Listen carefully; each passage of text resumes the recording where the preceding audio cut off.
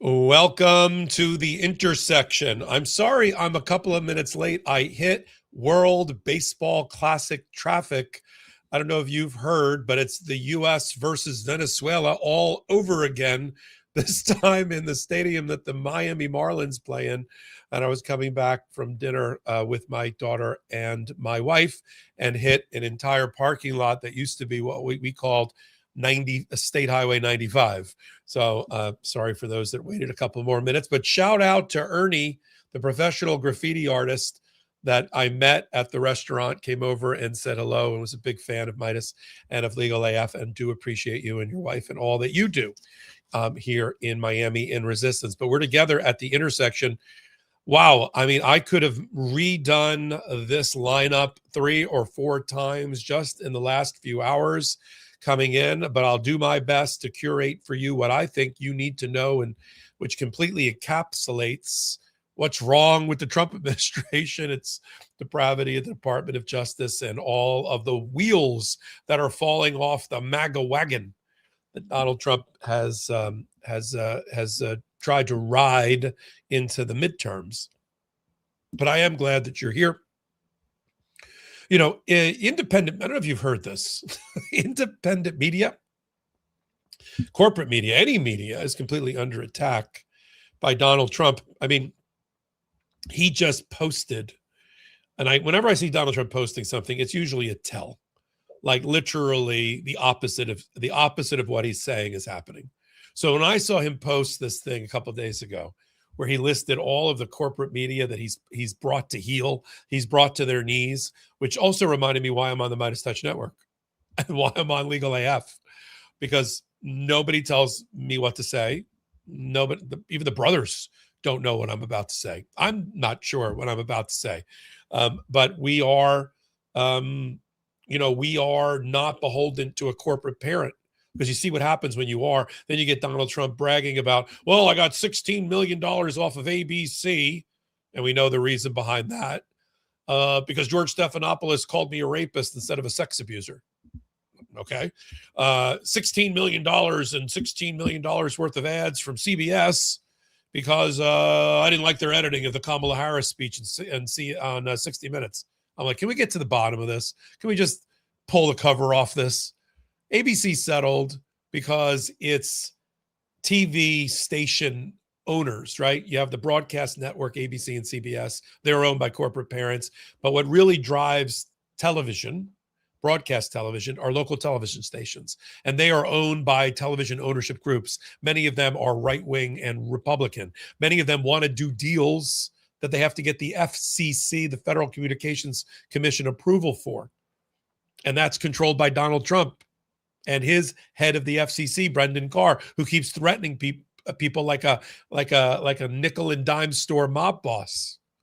And so they want to get their transaction approved. Oh, our 200 TV stations want to buy that company's 150 TV stations. And oh, why is ABC saying stuff about the president? Let's take Jimmy Kimmel off the air. That's why that all happened. Because Donald Trump had the ability to grab corporate parents by the you-know-what, the brass ones, and squeeze. Can't do it to us. We'll never be able to do it to us. So when I read Donald Trump bragging about, oh, look at this, Lester Holt's off the, I mean, many of these people are heading off into retirement. John Dickinson and Lester Holt and Joy Reid and this one, oh, I took credit for everything. Truth Social. Like, okay, well, relax. You're probably losing somewhere. So I go look up the 6 cases that are going on against Donald Trump, or 6 cases he's brought against media: CNN, New York Times, Wall Street Journal, Des Moines Register, the BBC. And I'm like, I wonder what's happening in those cases. I wonder if anything's gone terribly, terribly wrong for him. Yep, CNN. Now hold on to the CNN thread for a minute, okay?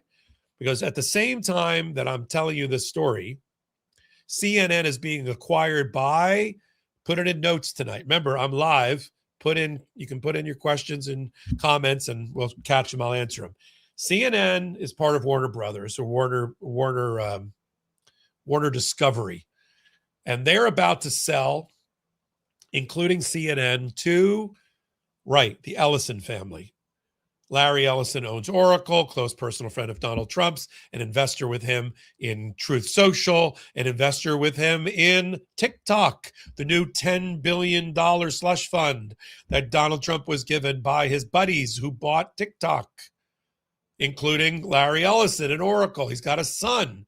The son owns Skydance Paramount, which owns CBS, which settled with Donald Trump as soon as the son got the company, related to 60 Minutes. So now one family controls or will control CNN, CBS, 60 Minutes. See where this is going?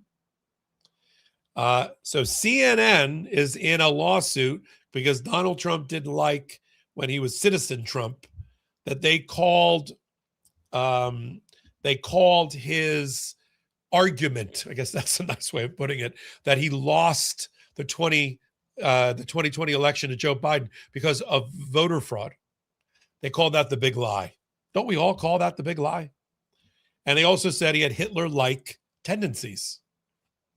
Okay, he sued for defamation. Well, a little problem with that under our body of defamation law, especially as it relates to media companies. First of all, it has to be what's called actionable defamation. It has to be something that can support a defamation claim. And pure opinion doesn't do it. Okay? What's pure opinion? I say you're just like Hitler. How do you prove that you're not? I mean, it's my opinion. It's not that I'm saying you are Hitler, obviously. It's just that you have Hitler-like qualities. You don't like it? That's not defamation. Similarly, the big lie, that's their opinion about things that you have said. And so a Trump judge down in my neck of the woods now in Miami, Southern District of Florida, who Trump appointed, dismissed the case early on, that CNN, the case against CNN. It went up to the 11th Circuit Court of Appeals, and a 3-judge panel about a year ago sided against Trump and for CNN and said this is a meritless case. You can't sue them because you were called Hitler and because you ran on the big lie. You don't like the term. So good day. Okay. Trump didn't like it. So he asked for the entire 11th Circuit Court of Appeals that sits in Atlanta, which consists of 12 judges, to vacate, throw out the 3-judge panel, because just a little teachable moment, 99% of appellate rulings at the federal level are done by a 3-judge panel. So for you, let's say you're at the 9th Circuit in California, the 2nd Circuit in New York, the 11th Circuit in Atlanta, covering different states, and you get a ruling, and we'll even report it that way. The 11th Circuit today, the 9th Circuit today ruled as follow. It's really a 3-judge panel of that circuit ruled that way. You get a different 3-judge panel, you might have gotten a different ruling. I've certainly thought that the few times that I've lost at appellate courts. Putting the sour grapes aside for a minute. But if you don't like that ruling, you can ask for the extraordinary relief to have the entirety of the court rehear your case. And that automatically tosses the 3-judge panel ruling and gives you this panel of 10 or 12, depends on the jurisdiction that you're in. In order to get that en banc hearing, you have to have a majority of the active judges vote in your favor. So you got to have 7 out of 12 judges including the 3 that already ruled against you, to rule that you need another hearing. You need by the full panel. Do you know how many, this will be another one of these moments you can write in the comments. Do you know how many judges of the 11th Circuit voted to rehear the case of Trump versus CNN? Oh, wait a minute. 0. He didn't get one, not one. And there's a fair number of Republicans and right-wingers on the 11th Circuit. I know a few of them because they used to be circuit court judges and federal judges down in Miami when I practiced here. So that's so, but let me continue. Let me square the circle. His buddy's about to buy CNN. Trump's trying to keep the case alive and viable long enough that he can get Lugar. He can get money, a settlement from his buddy, Larry Ellison, the Ellison family, when they acquire CNN, another 10, 12, 15, $20 million ballroom, library, some sort of check to go into his, it goes to him personally, by the way. It doesn't go into like the Treasury of the United States. It goes into Donald Trump's bank account or whatever account he directs it to. That's what we're watching. That's what the press is not reporting. See, my thing that pisses me off about mainstream media is not that they're controlled by corporate parents that are willing to dance with the devil. Trump, that's my opinion, by the way. Can't sue me for it. I'm not saying he's actually the devil. It's a phrase.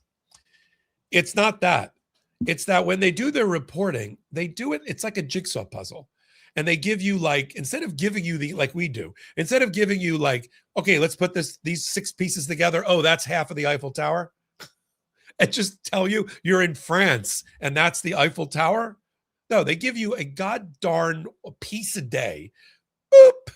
And then they leave it to you to like put it together. Who's got time to put all the puzzle pieces together? That's what we do on Midas, on Legal AF. So I'll just tell you straight what's going on. They're trying to keep the case alive long enough so that they have some sort of colorable claim that they can make against CNN. So CNN or its new parent company can stroke a check to Donald Trump, and the shareholders of whatever company is going to stroke the check won't completely freak out. Well, there was a viable case that we settled. I don't want there to be a viable case. That's why the 11th Circuit killed it. The last stop on the train for it is going to be Donald Trump with some BS notice of appeal to the Supreme Court, which I don't even think they take that case. So whenever I see Donald Trump bragging about, who's not on that chart of we've changed the media landscape. Maybe my producer can find that posting, that social media posting. We've changed the media landscape. You know who's not on that chart? Midas Touch, Legal AF. And where are you really? And where is many, many Americans getting their news from, their commentary from? It's not the ones on his chart. That's like analog. We're digital. That's like 1980s. This is 2026. This is where you live. This is where you vibrate. Thank you. Thank you, Salty. See, who's not on there? Midas's logo, Legal AF's logo, or any other independent commentary channel. So this whole gone, reformed, BS, that's not where it's at, but Donald Trump doesn't know that. And so I wanted to kind of call out the CNN kabuki theater that we're watching. He knows that CNN's going to get bought by his buddy because Donald Trump put his big, fat, greasy thumb on the scale of the transaction, interfered with the transaction, threatened the transaction, and Netflix dropped out. Netflix was going to buy it, and they were going to spin CNN off. Maybe Midas would have bought it. I don't know. But instead, Netflix was like, yeah, you know what? This poker game's too rich for me. We fold. We fold. Also because they saw what the writing on the wall. They didn't want to lock horns with Donald Trump and the FCC, or anything like that, regulatory approval for the next 2.5 years. That was all choreographed by Donald Trump. But we get to talk about it here because, we caught it. We caught it here. So in fact, just to show you that I'm right, we have a Secretary of Defense. His name is Pete Hegseth. And when he's not busy in hair and makeup, getting ready for his appearances, boy, is his bed got like hospital corners? I mean, he is so tight. He's so wired, to within an inch of his life. And sometimes he says stupid shit out loud, like admitting during a Pentagon briefing in a room that's not even filled with mainstream media. The Pentagon already got rid of the credentials from mainstream media. It's now filled with Laura Loomer. I'm not making this up. It's filled with who's the Riley Gaines? Who's the one that's against transgender swimmers? She's in there, and a whole bunch of other people you've never heard of on the rightest of right wing. I don't know. As soon as I heard Loomer's in there, I'm like, oh, is Michael Cohen going to be in there next? That's who's in the room with the Pentagon. And so CNN and New York Times and Midas and us, we've been reporting vigilantly about the Iranian war debacle, that it's another example of the failure of the Trump administration as he tries to bomb his way to popularity. He thinks he's Nixon again. Oh, I don't know. Is Iran Trump's Cambodia or is Vietnam? I don't know what's going on, but this thoughtlessness, which is what I feared, any chimpanzee can drop the bomb. But what do you do? What do you do day one after with 90 million people? And apparently, and I'll come back to Pete Hegseth in a minute. Apparently, Tulsi Gabbard, remember her? Talk about her in the next segment too. The director of national intelligence, she issued a couple of reports through her group that told Donald Trump a couple of things before he dropped the bomb that would seem to have been important to the decision making. One, you're not going to get regime change. You're not going to get regime change by bombing and taking out the supreme leader. And secondly, they're going to target Americans' oil assets, and they're going to blockade the Straits of Hormuz, that Middle Eastern shipping lane that is the most important in the world because 20% of the world's oil goes through it. And Donald Trump was like, yeah, but my son-in-law, anytime I start a sentence with, and my son-in-law told me, I don't think you should be making major foreign policy based on that, do you? I have my golfing buddy, my real estate buddy, Steve Witkoff, who I'm in cryptocurrency business with, and I made special envoys. They told me that they met with the foreign minister for Iran in Geneva, and they think they're gonna strike first. Based on what? Based on what? They have no technical information or detail or knowledge about nuclear weapons or nuclear power. They have no experience in diplomacy. What? So, but they have an itchy trigger finger. So there's a lot of reporting about the failure of the Trump administration already as the allies abandoned Donald Trump and actually joined together. I've never seen such coalition building by a president, but in a way that cut out America. Shout out to Canada, our friends in Canada and in France and in the UK and in the Nordic countries and in the Baltic countries, because they put together the Joint Expeditionary Force, the JEF, to effectively replace NATO. It's NATO without the US. And Canada's about to join it. And they should, right? Because the world can't count on a stable United States, especially when it's headed by an erratic, demented, out of control, lawless president. So all this reporting is going on, as it should. That's what the Fourth Estate is for. That is what our founding fathers wanted. Some of them were reporters and publishers themselves, like Ben Franklin. So they didn't like it. So he looked around and somebody asked a question about CNN, and Pete Hegseth let it slip. That, of course, Trump has been putting his thumb on the scale to get CNN in the hands of his friend. Play the Hegseth clip. Or more fake news from CNN. Reports that the Trump administration underestimated the Iran war's impact on the Strait of Hormuz. Patently ridiculous, of course. For decades, Iran has threatened shipping in the Strait of Hormuz. This is always what they do, hold the strait hostage. CNN doesn't think we thought of that. It's a fundamentally unserious report. The sooner David Ellison takes over that network, the better. Look at the head of the Department of Defense talking about a Trump buddy buying CNN, and the sooner the better. It's just, talk about saying the quiet part. That's what we call in Washington a Freudian slip. That's when you accidentally tell the truth. And that's what we saw with Pete Hegseth. And no, Hegseth, you did not anticipate that the blockade would be as effective as it is in the Strait of Hormuz. In fact, it's already been reported that all of the administration thought that the Iranian reaction after the bombing in June and July of, a part of their nuclear capacity, in which they didn't do much in response, and they certainly didn't go after the Strait of Hormuz, was going to be about all they would do. As if you take out their supreme leader and you try to bomb them into submission. They're not going to, having been cornered, backed into a corner, they're not going to fight back the only way they know how. They've had their plan. They've had their doomsday plan ready. If the U.S. ever tried to, lead to their overturn, to lead to deposing of their leadership, they knew what they were going to do. They've already bombed 20 or 30 U.S. oil energy-based assets, ally bases, bases of our allies, and blockade. The only ship getting through the Strait of Hormuz are the ones the Iranians allow to get through, and Iranian ships.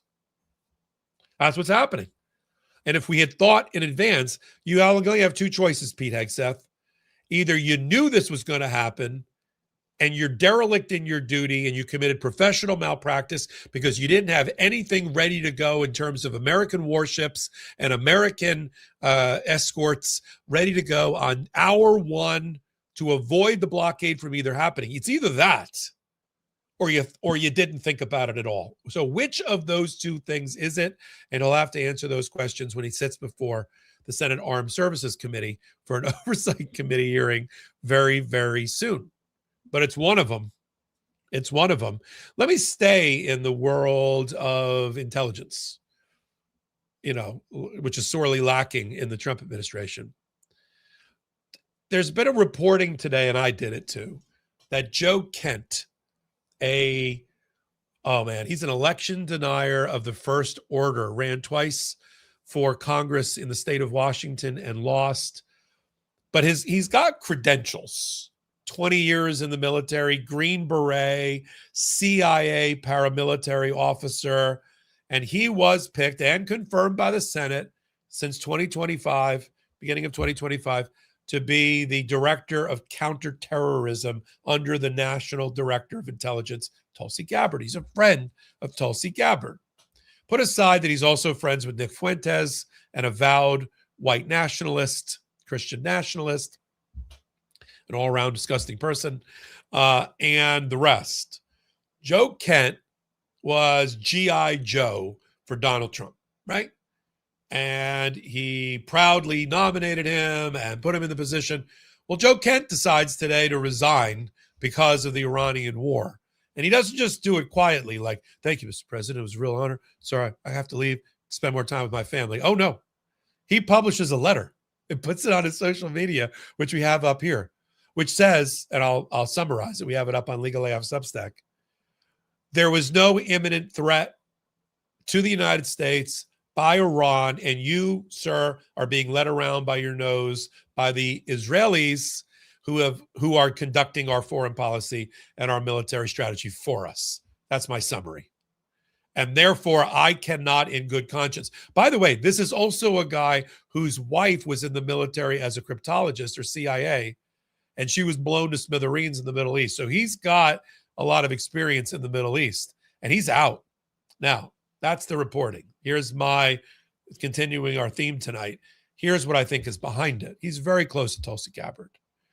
We got a lot of war going on, Venezuela and Iran, coming out of this administration. And you know who we don't ever see? Tulsi Gabbard. She's literally the national director of intelligence. The CIA and 16 other intelligence agencies report to her. And all you've seen of her in the last month is when she donned a baseball cap from the Christie Nome collection at JCPenney and went down to Georgia to watch them pull 600 boxes of voter data out of Georgia on a search warrant. That was it. She wasn't on the stage when they announced the Venezuelan war. She's not on the stage when they're talking about Iran. And now you've got it leaked that her own intelligence officers issued reports to the administration telling them, don't fire on Iran. If you're doing it for regime change, you're going to fail, and it's going to lead to global instability in energy and energy pricing. And Trump did it anyway. And then it leaked out. This is the leakiest. Remember how disciplined Barack Obama's presidency was? There was no leaks, no drama. Obama, no leaks. Oh my God, this administration is all it is leaks. Everybody trying to save their own ass, including, I believe, Tulsi Gabbard, who's trying to figure out a way to have some sort of political viability after Trump completely self-immolates and is destroyed and destroys himself. So who leaked it? I would say Tulsi Gabbard. And why did Joe Kent noisily resign with that letter today? Well, wouldn't you know that something's happening this week? Oh, right. It's John Ratcliffe, the head of the CIA, Tulsi Gabbard, the head of National Intelligence, and Kash Patel, the head of the FBI, are coming in for Senate and House oversight hearings. Right. There's testimony this week. And now you've got one of the leaders of the intelligence community, the director of counterterrorism, saying that there was no imminent threat by Iran against Donald Trump, against the United States, which puts a lie to what Donald Trump told the American people was the rationale for attacking Iran, which was they were going to shoot first. And here we have it. No, they weren't. First of all, did anybody really believe that? They put it in comments. Did you really believe that they were going to, after what happened to them in June, that they were going to fire first? No way. And now you see them scrambling to try to redefine victory so they can get the heck out of Iran. Now you hear Marco Rubio, oh, it's not regime change. Yeah, that's too hard. It's not changing the government. Oh no. And the political system. Oh no. We just want to destroy their Navy. I didn't even know they had a Navy. Their Navy and get rid of their missiles. And that's it. Then we can go home. All good? No, not all good. You're spending $1 trillion in order to destroy their Navy and take out their missiles? That does not create peace in the Middle East, my friend. Not at all. So Joe Kent, I think, is really Tulsi Gabbard in reality. And we're going to see, and I'm going to be sitting there on the edge of my seat, and we'll get the live up on Legal AF live feed so you can see the testimony. And we'll be talking about also today the testimony of Pam Bondi that's going to be coming in April. Let me take a quick break and answer some questions that we've accumulated here. Silence the Good asked, what is the likelihood of impeachment proceedings against President Trump this month? Not good. I mean, articles of impeachment have been drawn up already, but you need 218 in the House. Now, with a couple of these special elections, we're getting closer to 218. I thought we were going to have to wait to the midterms for the Democrats to take over the House. I'm not so sure about that. We get that Marjorie Taylor Greene seat and one other seat. We're like one away. So, I mean, should the Democrats be pushing harder to try to get impeachment right now and try to grab that 2 or 3 more seats? Maybe. But I don't blow smoke or sunshine on the intersection or on Legal AF. Will Bondi's impeachment hearings begin before her congressional indictment? I'm not sure exactly what that meant, Mark, but I like the sound of it about Pam Bondi. I'm not sure she makes it to the hearing that she's now been forced to attend, kicking and screaming, by a subpoena. I'll talk about that after the break. Again, I'm not sure she makes it. Do the attorney generals you meet with have a lawsuit ready to file when he declares no wartime elections? Yes. That was Dania Calico Cloud. Yes, they do. They didn't tell me exactly what they are, but they did tell me that they've been doing round-the-clock tabletop exercises, almost like it's in case of nuclear war, what they would do. And they've outthought Donald Trump. They, as bad and as demonic and illegal and rogue as Donald Trump is, they've thought about it already, and worse. So yes, they are. If that makes you feel better, and it did make me feel better. That is true.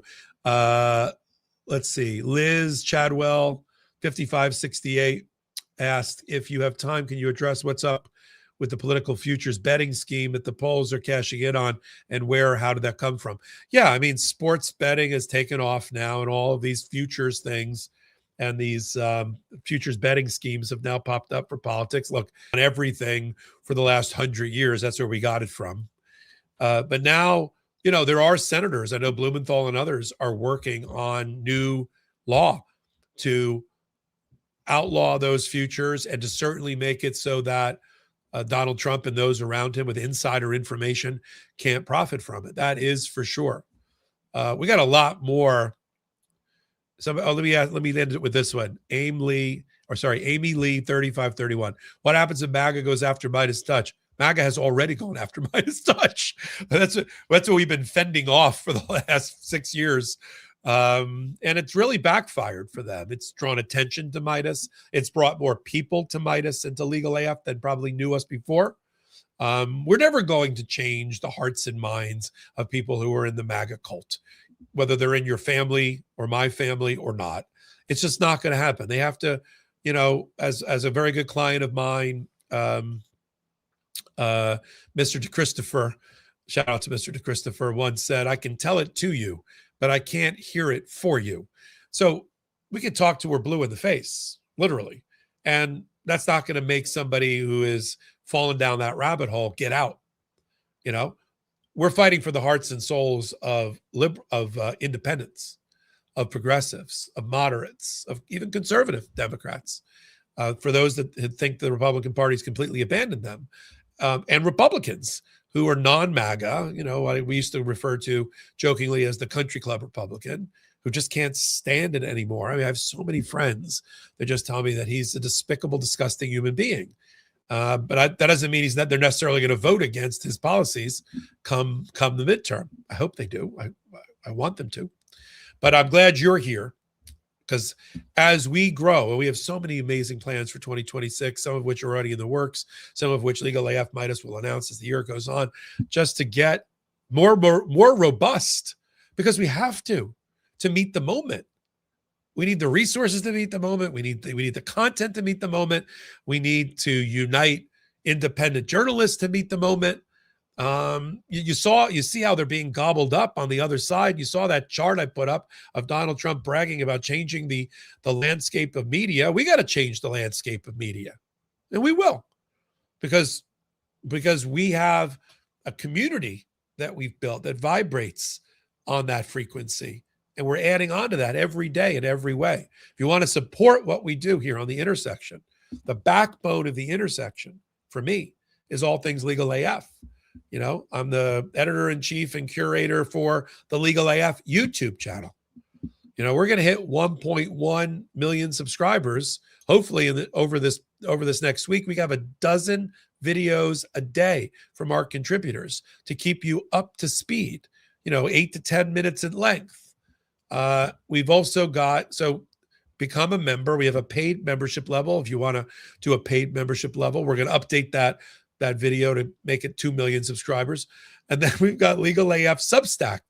Wow, I love the Substack community. I'm doing 1 to 2 lives a day. There's a lot of velocity at Legal AF Substack.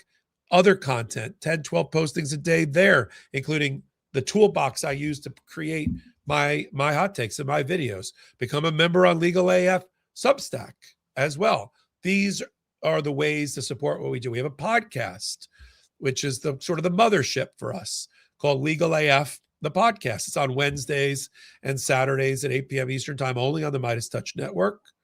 And then, of course, we've got what you do for me here.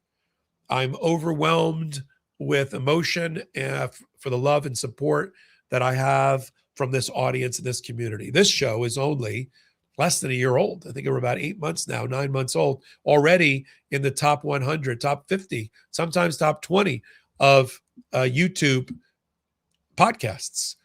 And because you watch us here, for those that listen to us on audio platforms, just plug in the intersection, leave a 5-star review and comments, and help get us some more audio love. Put all those two things together, and we're not going anywhere. Right? This is a resilient infrastructure that we have built together with our audience, with our bare hands, and we're not going anywhere. We'd never abandon you. We would never abandon our ideals. So I'm glad that you're here. When we come back from our commercial break, we'll cover Pam Bondi, amazing breaking news coming out of that. I want to talk about a new order that just came out against RFK Jr. to try to save children from dying from, I don't know, things like meningitis. That sounds like a good thing, don't you think? And then a hearing went off the rails in New Jersey federal court that involved potentially Alina Habba being dragged back into court to testify about whether she's really running the U.S. Attorney's Office in New Jersey, even though she was fired. All came up with a federal judge in New Jersey, and I'll be happy to cover it with you. We've got some sponsors now on The Intersection. That's a testament to you.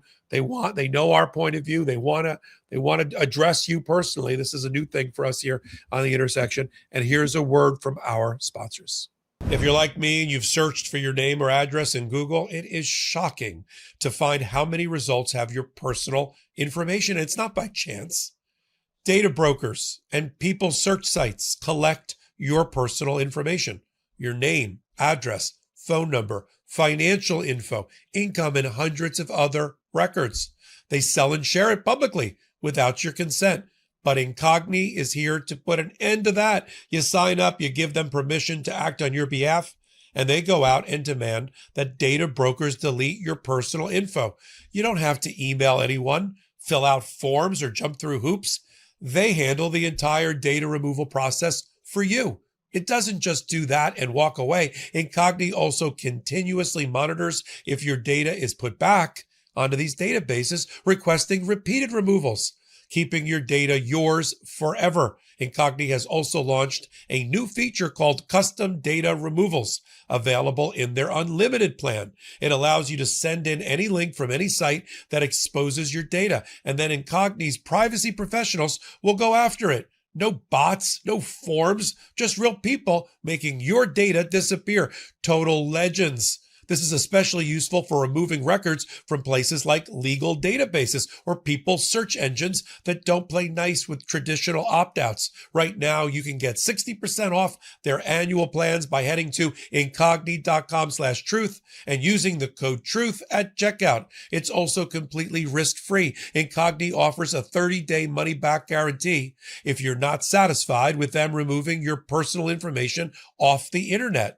Live free from dangerous spam by using Incogni. That's incogni.com/truth for 60% off their annual plans. Starting something new can be pretty terrifying. When I started our YouTube channel and started producing more podcasts, I kept thinking, what if no one watches and listens? What if this doesn't work? But sometimes the best decisions come right after those biggest doubts. That's where Shopify comes in. Shopify is the commerce platform behind millions of businesses around the world and 10% of all e-commerce in the US, from household names to brands just getting started. If you're launching something of your own, Shopify makes it easy to build a beautiful online store with hundreds of ready-to-use templates that match your brand style. And Shopify lets you tackle everything in one place, from inventory to payments to analytics, making your business operations smoother. It's time to turn those what ifs into with Shopify today. Sign up for your $1 per month trial today at shopify.com/intersection. Go to shopify.com/intersection. That's shopify.com/intersection. And welcome back. You know, it's funny. Every time Donald Trump doesn't like when somebody sticks up for themselves or speaks truth to power and says things like, well, Iran wasn't really an imminent threat to us, or, you know, Jay Powell of the Federal Reserve, sticks up for himself and says there wasn't really a cost overrun of that proportion on the Federal Reserve buildings that we're renovating, and stands up for Donald Trump, even though he appoints these people and says they're the best and the brightest. Always at some point he says they're stupid, stupid, stupid. In fact, I laughed out loud when, after Joe Kent published today his noisy resignation, calling Donald Trump a liar about Iran, they caught Donald Trump, the most accessible president, because they can't control him. And he every time the press sees him, that's why they love him from the press standpoint, because he'll say anything at any moment. They asked him about Joe Kent's resignation. I don't think he was really prepared for this, but he went back in his old fallback. Let's play the clip. Your director of national counterterrorism, Joe Kent, he just resigned today. He said he can't support your conflict with Iran. What's your reaction to that? And did you? Well, I read his statement. I always thought he was a nice guy, but I always thought he was weak on security, very weak on security. I didn't know him well, but I thought He seemed like a pretty nice guy. But when I read his statement, I realized that it's a good thing that he's out, because he said that Iran was not a threat. Iran was a threat. Every country realized what a threat Iran was. The question is whether or not they wanted to do something about it. Yeah, and later on in that same clip, he says he's not a very smart person. So, that's what Donald Trump does. He appoints Jay Powell. We just had, I'll cover it just briefly here. We had Jeb Boasberg, who's the chief judge for the DC federal courts. And as part of being the chief judge, and when you're the chief judge, you're also responsible in all the 93 districts for the grand jury process. That's why Jeb Boasberg, at least the second half of when he took over from another judge, was also handling all the Trump grand juries against Trump related to his criminal cases. So there's been no love lost between the administration and Jeb Boasberg. And Jeb Boasberg just took one look at the quote unquote criminal grand jury subpoenas issued against Jay Powell because of construction cost overruns. And he was like, I'm sorry, your argument is what? That Jay Powell lined his pockets with money that should have went into the construction of the Federal Reserve building? Where is the proof? And this almost never happens. In 35 years, I think I've heard of it one other time, where a judge tossed grand jury subpoenas because he found that the underlying prosecution was in bad faith. It never should have been brought. And then you saw, I'm not going to play it again, but it did make me laugh, Jeanine Pirro. Sometimes I confuse Jeanine Pirro with Cecily Strong's impersonation of Jeanine Pirro on Saturday Night Live. It's sort of like I got Tina Fey and Sarah Palin confused a lot, because she did Sarah Palin better than Sarah Palin, and Cecily Strong does and did Jeanine Pirro better than Jeanine Pirro.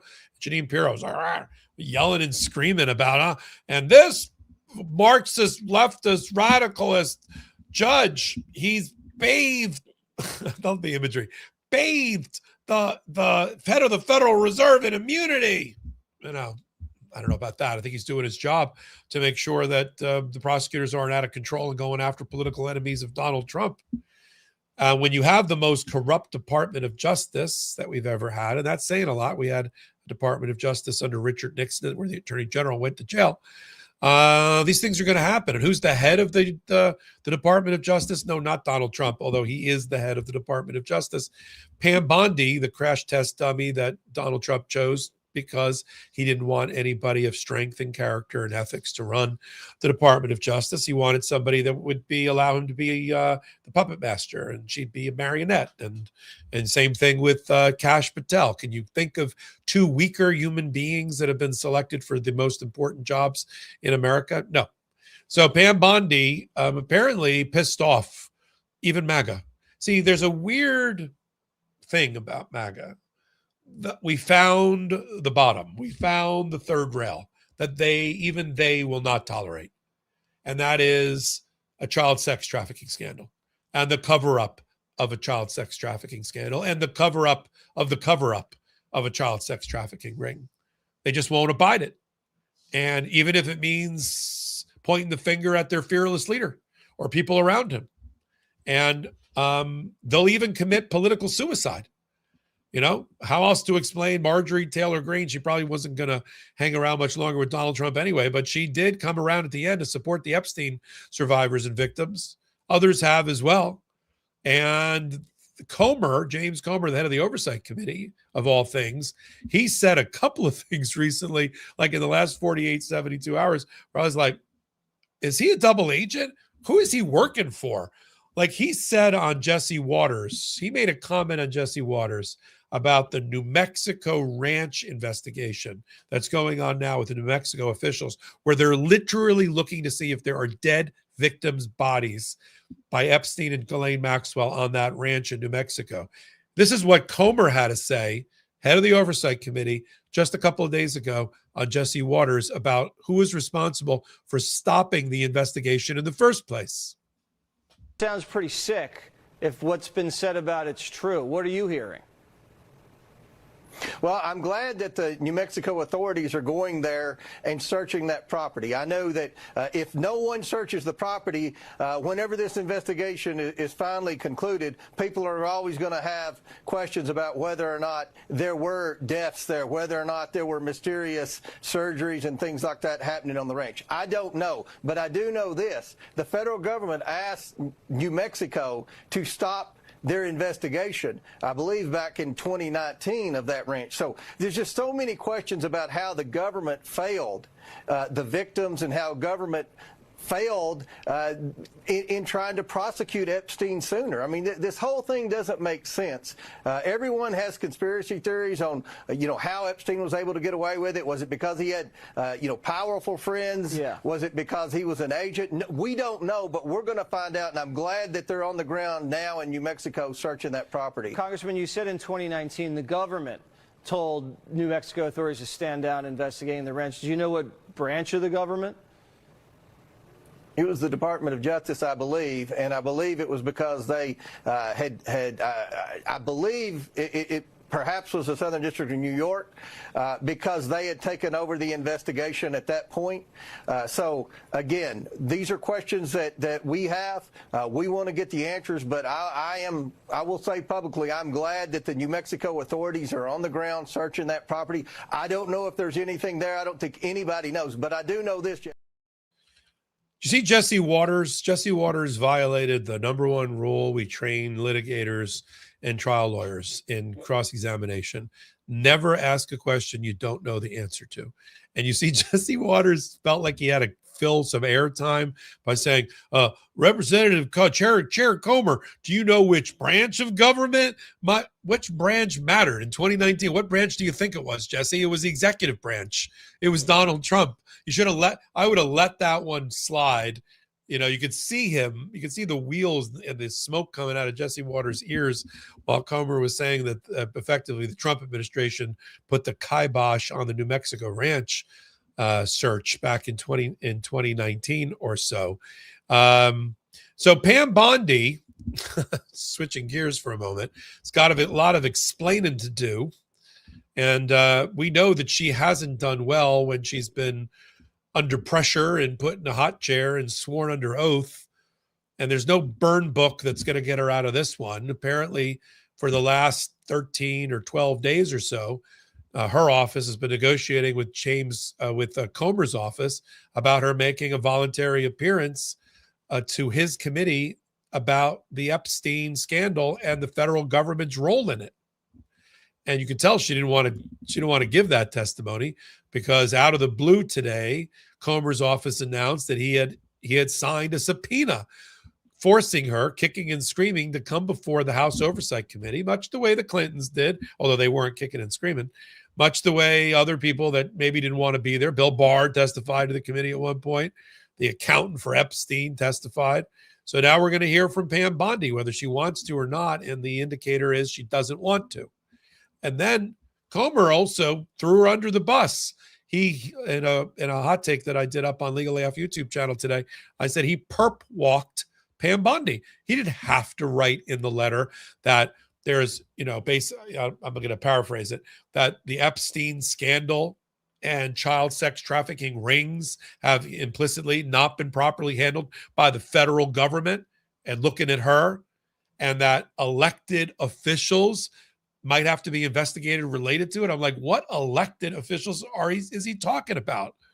Who is that?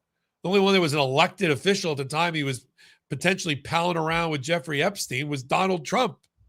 So there's a lot of explaining to do going on. And he also reminded her that she may have to bring documents with her.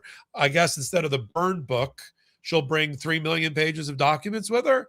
Now, if you think that she's not on the thinnest of ice with Donald Trump, especially after he fired Kristi Noem, the only reason I think she hasn't been fired yet is because she knows everything about the Epstein files. They're going to be doing briefing.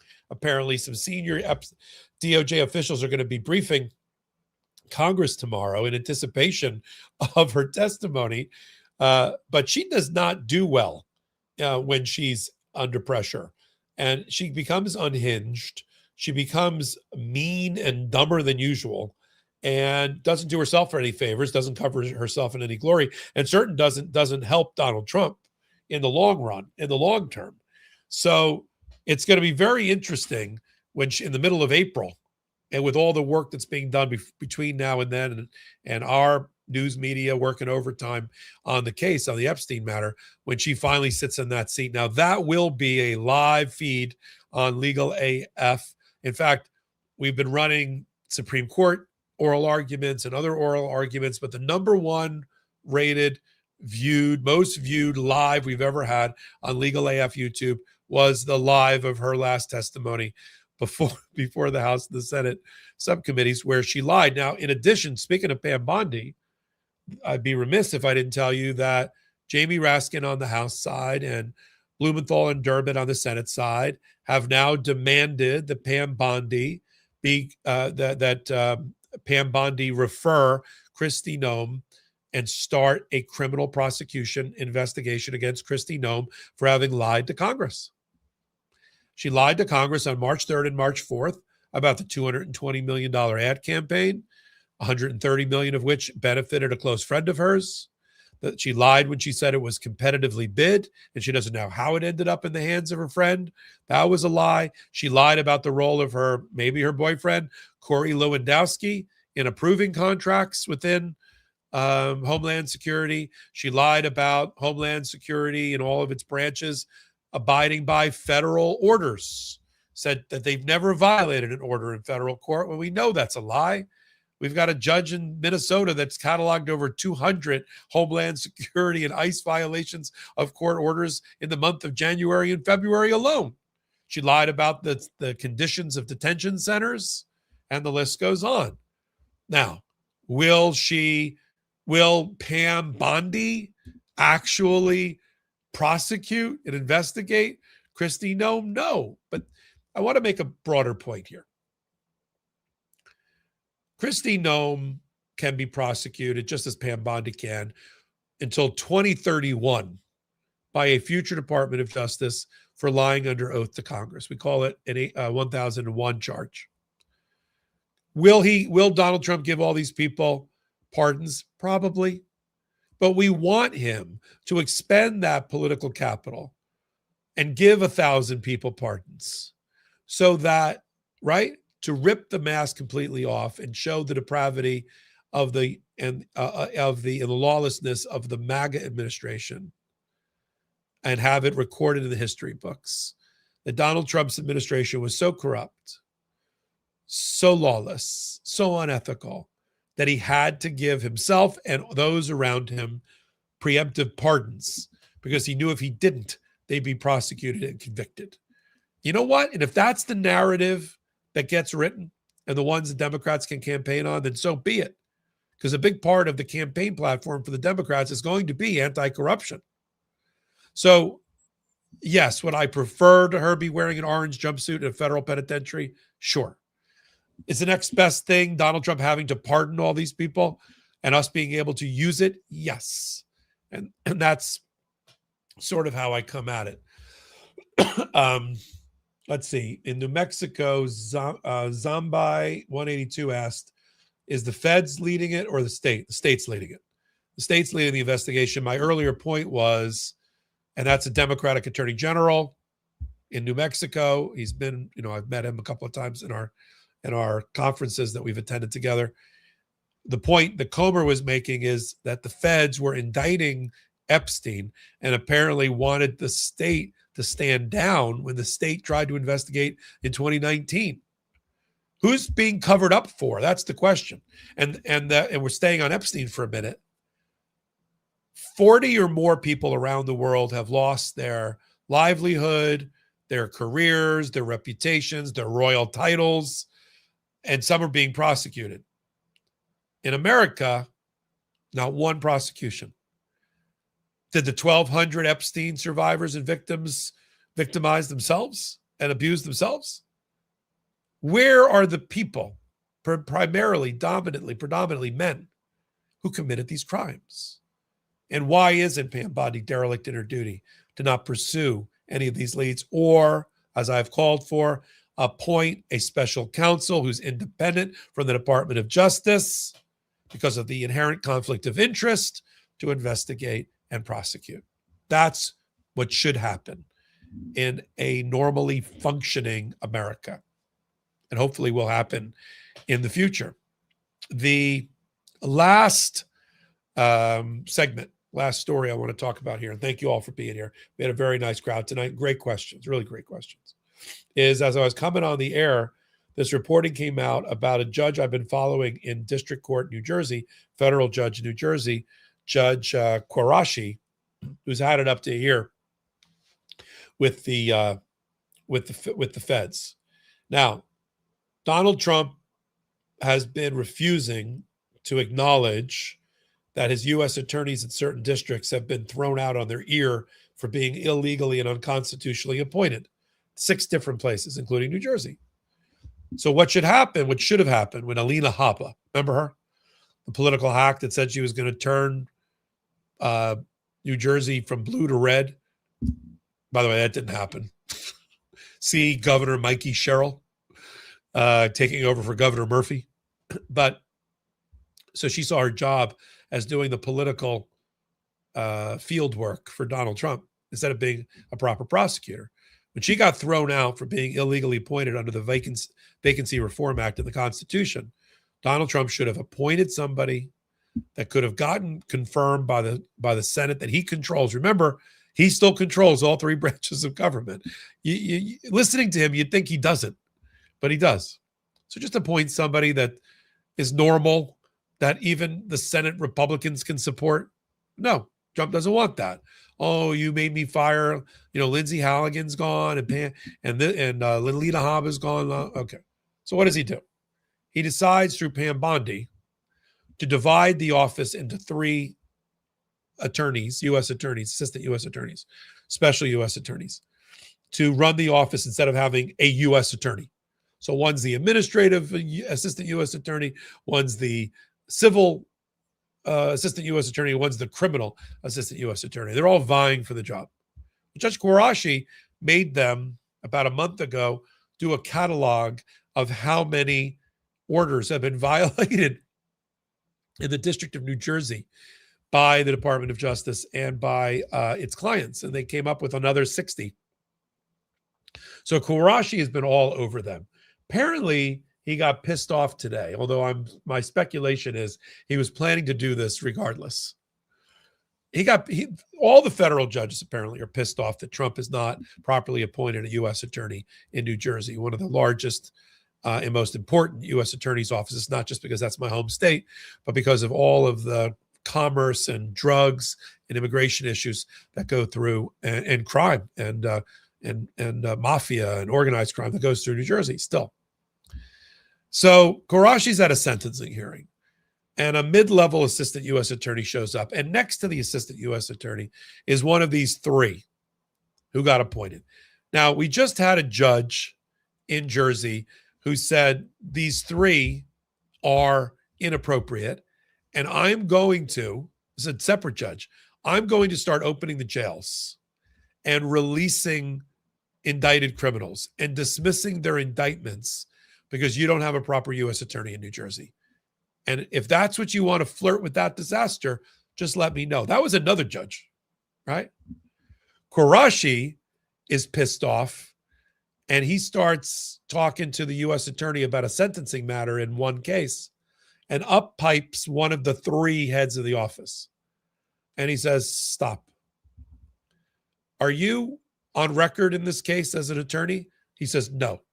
He says, and then I hope you weren't planning to talk, because you're not going to be talking at this hearing. Mr. Fill in the blank is going to be talking. So have a seat. And by the way, I've been in federal court where this has happened. Even me, I've gone in, I've a senior lawyer, came in at the last minute to help a junior lawyer. But I didn't file my notice of appearance. The judge says to have a seat, especially in federal court. The judge at one point said to the guy, are you here for moral support? Because that's all that's going to be. Well, the guy couldn't help himself. And after the judge got annoyed with the lawyer who was answering questions, and he said, who told you to write that in your brief? He says, I did. He says, what did leadership tell you? He said, well, X, Y, and Z. He said, who in leadership told you that? Who of the three told you that? He's getting at who's running that office. And then the judge said the magic words. He said, what role does Alina Habba have? Is she still running that office? And the kid, the young lawyer, said, not that I'm aware of. And of course, the judge lit into that. He said, so it might be happening. You're just not aware of it. Do you know what the other three people know? No. That's when the guy that the judge said, sit down, shut up, decided he wanted to talk. And the judge said, I told you I'm not hearing from you. And if you keep talking, I'm going to have you removed by the marshals. And the guy kept talking a little bit because he wanted to get out that Alina Habba was not running the office. Judge got so pissed off that he's now ordered Alina Habba and the three that are running the office to appear for testimony in his office, okay, to testify about what the F is going on in the New Jersey U.S. Attorney's Office and who's running it and why. Now, my gut is, I may be wrong, my gut is that Judge Quarashi, while he was brushing his teeth that morning, decided that, especially when he saw that one guy sitting there, the head of the appellate division, that he was going to use this hearing to launch into an attack of the office and to find out if Alina Habba was really running things or not. He's allowed to do it. I don't think it was completely not premeditated, if you know what I mean. But it's yet another example of how federal judges in the second year of the Trump administration are going to extraordinary lengths and using very unique powers that many of them probably never, even in the judge training camp, didn't think they had in order to try to control this out of control Department of Justice. You've got, I'll end it on this. You've got a decision that came out with Judge Murphy today, a Biden appointee in Massachusetts, about RFK Jr. firing all 17 of the vaccine advisory board. Now, don't be fooled by advisory. It is a congressionally mandated stakeholder that has input because of their usually profound knowledge into vaccines about what the CDC, the Center for Disease Control, should be recommending to pediatric physicians about what vaccines to give toddlers and children. I have a personal stake in this. As people know, I got a 21-month-old. In fact, Ernie, the graffiti artist today, met my daughter. She was quite fond of him. And there's a list. And when my daughter got her vaxes, up until 6 months ago, there were 17 vaccines that you got to get in combination, from meningitis to COVID-19 to hepatitis A and B to rotavirus to influenza, you name it.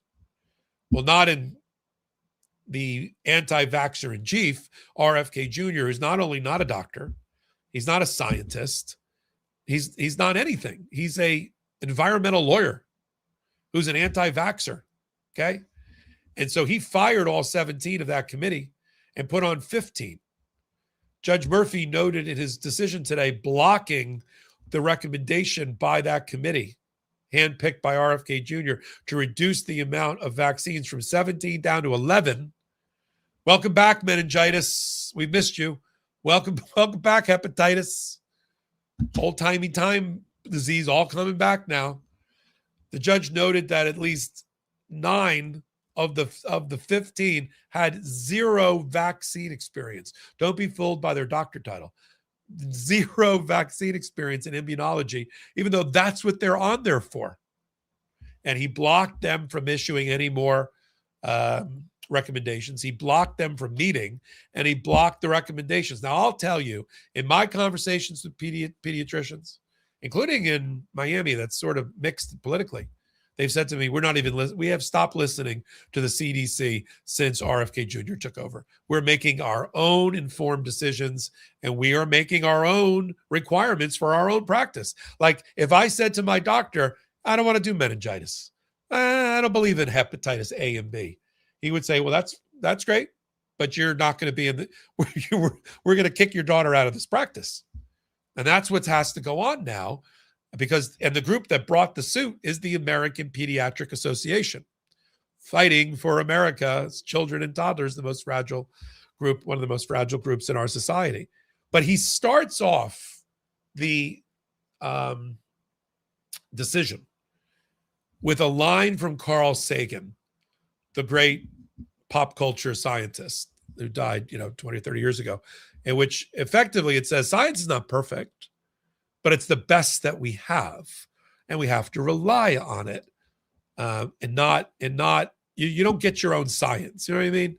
You can have your own opinion, but you don't get your own science. I've seen more judges in the last year quoting the founding fathers, the framers, the Federalist Papers, Alexander Hamilton, Thomas Paine, George Washington's farewell address, a letter from Thomas Jefferson, and lyrics from Bob Dylan and now Carl Sagan than I've ever had collectively in my entire career as a lawyer and a commentator. And I've read thousands of opinions, because what you're watching is them struggling to try to come up with the vocabulary, come up with the imagery, to drive home their point against an out of control and lawless president.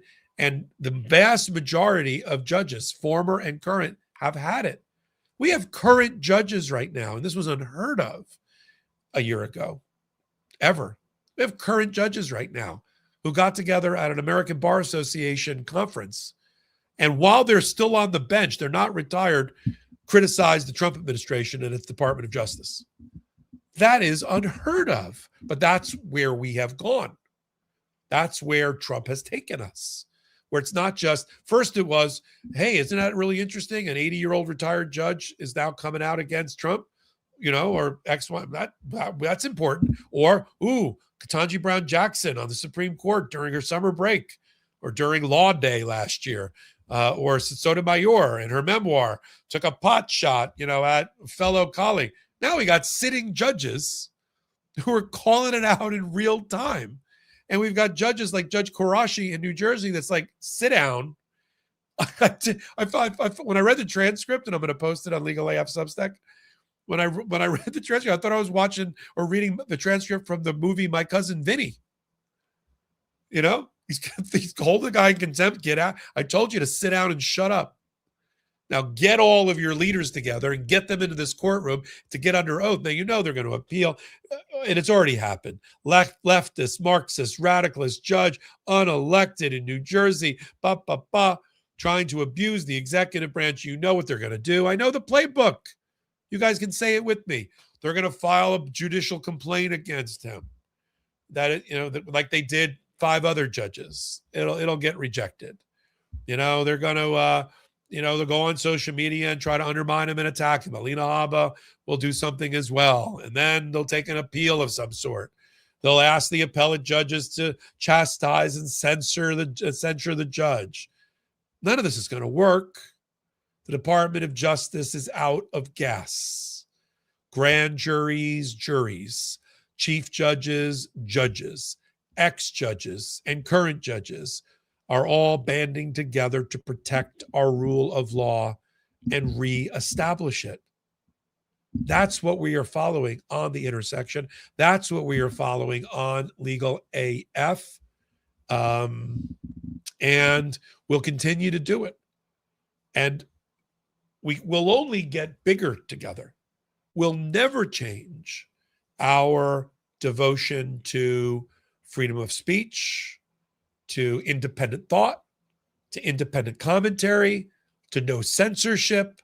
What I tell you is what I believe to be true or proper commentary or analysis or reporting, right?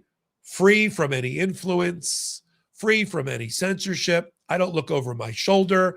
I don't care if I'm going to get a phone call. If I get a phone call later from anybody like the brothers, it's going to be to talk about the show and how to continue to get better and better and better. Not like, oh, you shouldn't have said that, and maybe you should have said that. Oh, that's a topic we want you to stay away from. Never. And if that ever happens, that's the day you don't see me on the network or on Legal AF, right? And with your help, This is why we talk about the ratings and the rankings and the awards and the 5-star reviews. It's because we need the street cred and we need the muscularity and robustness to fight back against an administration that has trillions of dollars at its disposal and has captured corporate media. Trump might as well own CNN, CBS, and ABC, and Washington Post, and the rest.